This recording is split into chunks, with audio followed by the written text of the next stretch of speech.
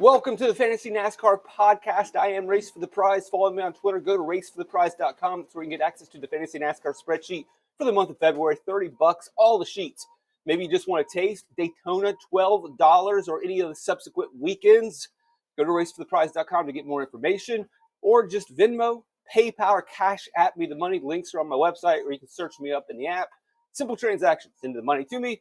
I will give you access. You can see on the screen the upcoming live before lock shows, 2:15, 2:17, and 2:18. So Thursday, Saturday, Sunday, tentative times are posted answering your questions. Speaking of live shows, before we talk about small team success at Daytona, we did a Truck Series small team success pod, and that led to a comment. And speaking of YouTube, here's the comment from Joggy James. By golly, you're right. I've been not playing good drivers for no other reason that other drivers are playing them. That should be them. Never again. I've seen the light. Clearly the use of I've seen the light and by golly is sarcasm. He is mocking me. He does not agree with my take that, hey, just play the good drivers. This is not 4D chess. You're not solving polynomial equations. Joggy does not agree. He thinks that maybe I'm making something up. Clearly, he has not watched live before lock shows. He does not follow DFS NASCAR touts. It is a familiar, a common theme in the DFS NASCAR streets that you don't always play the good drivers, especially at a plate track or even other courses. Joggy, maybe, I don't think he's new because I think he's been on YouTube for 20 years. I think it's what his account says. By the way, I'm not calling him out. And I think his criticism is valid in that, yeah, it is kind of a stupid take on my part to just, hey, play the good drivers. And of course, you watching and say, yeah, of course. Is this a YouTube video of a guy saying play good drivers? What am I watching? I'm saying that to reiterate the point that sometimes we go too far with DFS game theory. Sometimes we outsmart ourselves. If you've watched a lot of these live before lock shows, they'll tell you not to play a good driver in good equipment with a good possibility of scoring points simply because that driver is going to be too popular and everybody's going to own him. So if you have less of him than other drivers and something bad happens, then you have leverage. Well, if something doesn't happen, if there isn't an unfortunate event for that driver, because there usually isn't unfortunate events for that driver, because that driver's a good driver, like Joggy's saying, the good guys, then you're going to lose. And so you have outsmarted yourself. You've made it more difficult on yourself. You've made it more challenging. So that's my point, is that sometimes we go a little too far with pushing certain DFS theories. And look, when you have an hour to fill on a DFS NASCAR podcast or a live before lock show, that sometimes may just be a sentiment or an idea that you want to plant, saying, hey, maybe we shouldn't have super high ownership on this really good car starting in the back. Maybe we need to consider that, period. But when you got to have 59 more minutes to fill, that starts to grow. It snowballs. And the next thing you know, everybody in the chat is fading the best driver. That's what I'm getting at, Joey. So I'm glad you brought up that point. I know you're kind of mocking me, making fun, poking fun, but it's lighthearted. It's fun. I get it. Let's go to the Xfinity series. So you can take shots at me. I don't mind, man. I got pretty thick skin. As you know, I'm a teacher. So you don't have thick skin. Get into this profession. You're going to take some shots every day. So take your shots. It's not going to bother me. I usually try to take those shots and use those wounds to grow. And right there, it's a growing process. So we can see the list of small team owners and their top 10s at Daytona in the Xfinity Series. The first thing that you're going to notice when you look at this list and compare it to the video we did on the Truck Series is it's much longer. But before you jump to conclusions, and I know what you're thinking, because I did the same thing and then I caught myself. Like, whoa, because I had to input the data.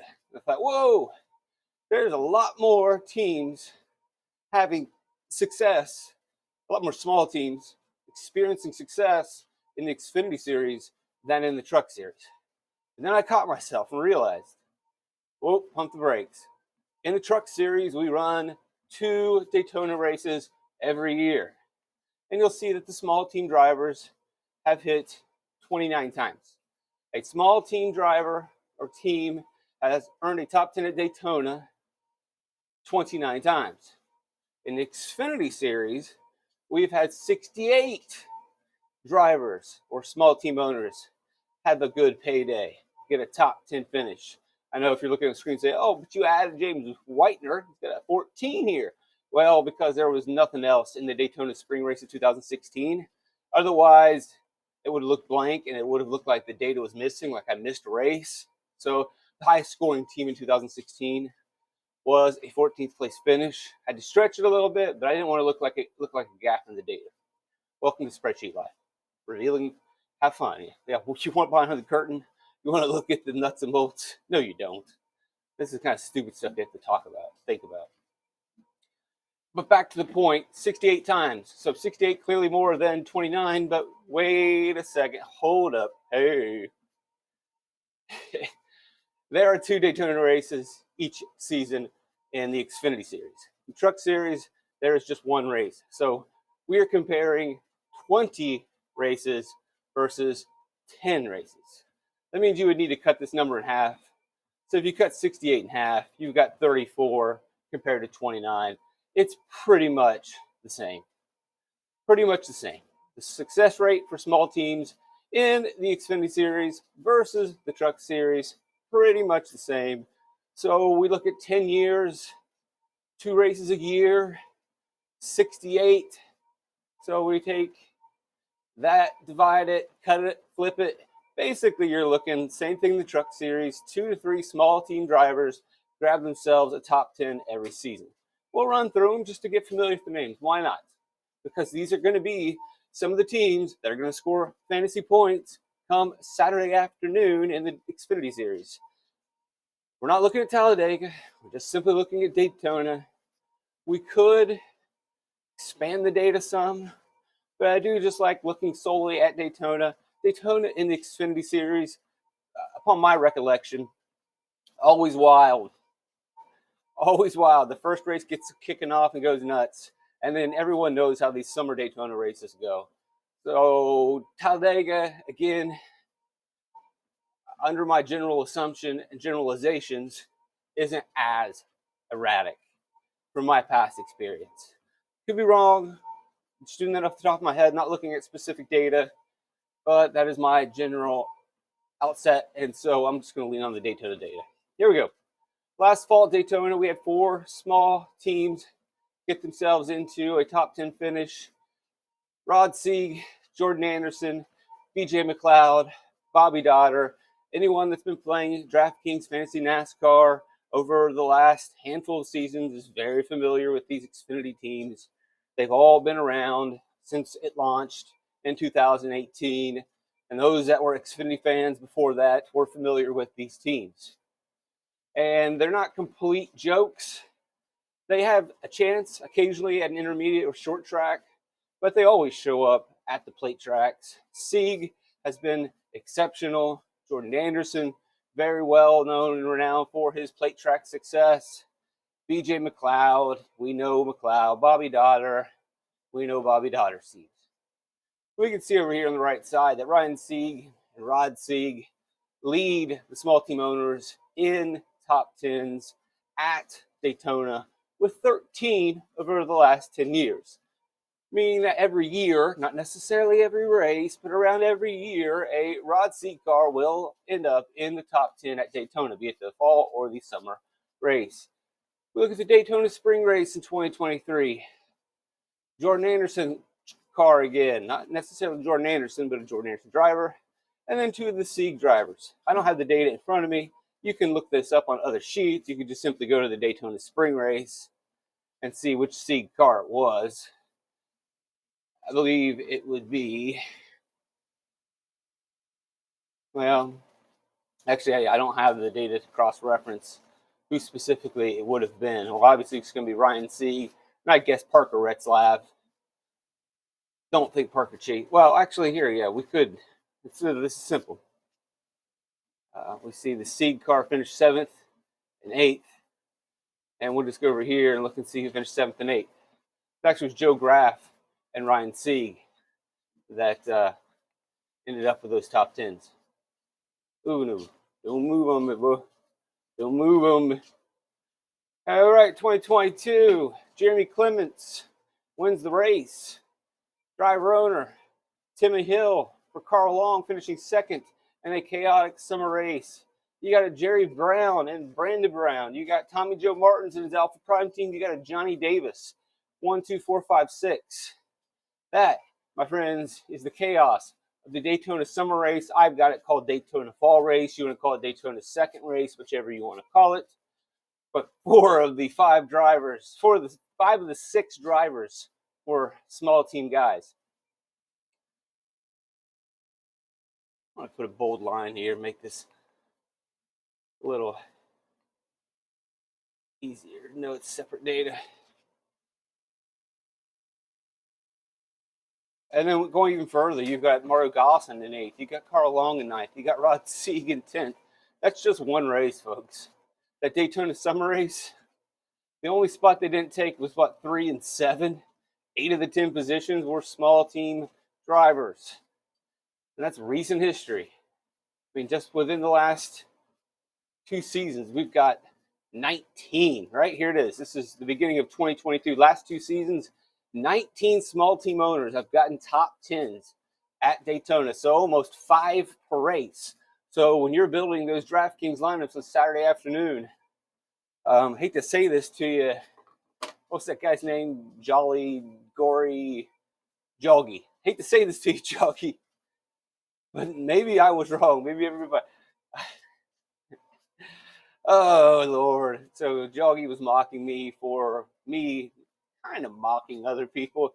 But in the end, Joggy and myself, maybe we shouldn't be playing the big drivers. Maybe we shouldn't be playing the good drivers this weekend. Maybe simply we should play some scrubs in the back and just go completely to the small teams. I don't know. If I get a very good junior motorsports car or a JGR car starting in the back, I think I want to play them. But when you look at this data in front of you, what's happened over the last 2 seasons, 19 of the cars in the top 10 have been small team owner cars. Ugh, maybe I shouldn't play Stars. I could probably swallow that pill in the Xfinity series. I'm going to have a much tougher time fading top tier drivers in the truck series. If Ben Rhodes is starting 19th, I think I got to play him. If I get a decent Thor, a Ty Majeski, a Thor Sport truck, any of the elite teams, whatever elite teams still remain, is Bill McAnally now one of the elite teams? I'm going to have to consider them elite. There's no more KBM. Spire, an elite team. Am I just going to have to look at specific drivers? The name Matt Crafton pops up, and Matt Crafton has been terrible in the plate races over the last 10 years. So I don't know if I would go there. So maybe even in the truck series, I'm not playing elite drivers. Sorry, Joggy. I guess that we are now actually seeing the light. Who knows? So we go back and we look at the spring race of 2022, and we've got Chris Auer for Auer Motorsports. Not the smallest of teams, it's not a big team. Sieg again, Gosselin again, there's Jerry Brown, there's Chris Auer.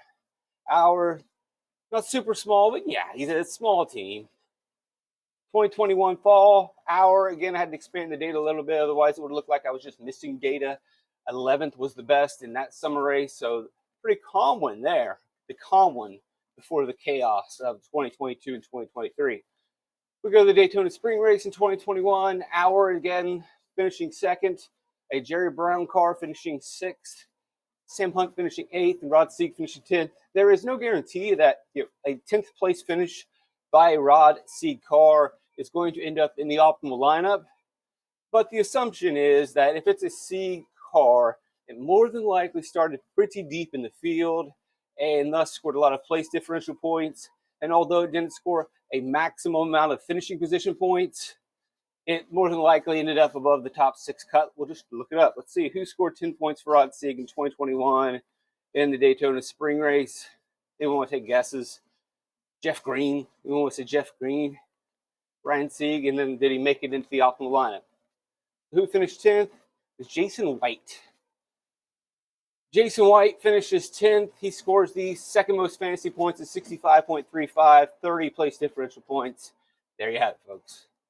10th place is going to get it done when you're starting all the way in the back. $6,000 Jason White, but salary obviously doesn't matter. Cesar Baccarella. I wonder if we're going to get some Caesar action this weekend. Crossing the Rubicon. Diving into Daytona with Alpha Prime like he normally does. Probably. But then, when he's about to win, well, he doesn't stab you in the back. Brutus does. And you lose all of your DFS money. 2020 fall summer race Daytona. Bobby Dotto car finishes second. I think that might have been Greg Gaulding. Murray Gosselin, 9th place. And then a Johnny Davis car, JD Motorsports car, finishing 10th. In the spring of Daytona, before our worlds changed, Carl Long car finished 3rd, Jerry Brown car 7th, was probably Brandon Brown, a Bobby Dotter in 8th, a Sieg in 9th, and a Gosselin in 10th. We're seeing some familiar patterns here. I don't think I need to go through all of these. What I do want to point out, you can see simply, let's go over the numbers. 2019 summer race, we had 6 Xfinity small team owners scoring finishes of 5th to 10th. That's a lot. And the spring race of 2019, only 2. There were 2 Sieg cars. 2018 summer, 3. You got a Fury race cars popping up in 2018. Remember Fury? Fury was the throw together Shane, what is Shane's last name, the crew chief? But more importantly, it's Kaz Grala's operation with Kaz and Kaz's dad's money. And they scrambled mid-season to throw something together. And Kaz got himself a 5th place finish in this Daytona summer race. Before that, it wasn't JGL. It was something else. It was him and, I can't remember that kid's name. We can look that up. But it started as actually the James Whitener cars, which were the JGL Young Guns. That had that kind of slight Toyota connection to TRD and JGR. It was going to be the next big thing. Kaz Grala joined in. They run out of money halfway through the season, and then they formed Fury race cars. But nonetheless, James Whitener, JGL, and these Fury cars were pretty solid at the plate tracks. They didn't do much anywhere else, and they went broke. But there's a bit of a run if you're a little bit of an older Xfinity fan. If you watched Xfinity Series before DraftKings, then you were very familiar with JGL and James Whitener, and then the crossover into Fury Racing. Johnny Davis has been with us for a while. Harry Scott. Man, remember the year that the Cup Series where Clint Boyer had to run for H. Scott Motorsports? That transition year between Waltrip shutting down and Boyer going into SHR. That was a painful season for Boyer. Man, I wonder if he has PTSD from that. Anyway, let's just look at the owners real quick and see who's been successful. We don't really worry about Whitener anymore, but Sieg and Davis, these are cars that, for whatever reason, you're searching in the back and you can't decide on which driver that you like the most or who is going to be in the optimal lineup at DraftKings. Maybe you should lean into Sieg, lean into the Davis cars. They've had the most success in terms of small teams. It's not even close. Now, when we look at these raw numbers and we compare them, it's a bit skewed because some have more cars, some have participated in more races. So again, Sieg has been in just about every race. They have been, and they've had multiple cars in every race. Thus, they're going to have more top 10s than some of these teams that Jeremy Clements has 1 car. That still seems pretty low.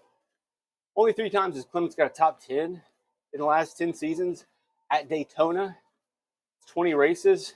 That's pretty low. But you have to use that context when kind of going through these numbers.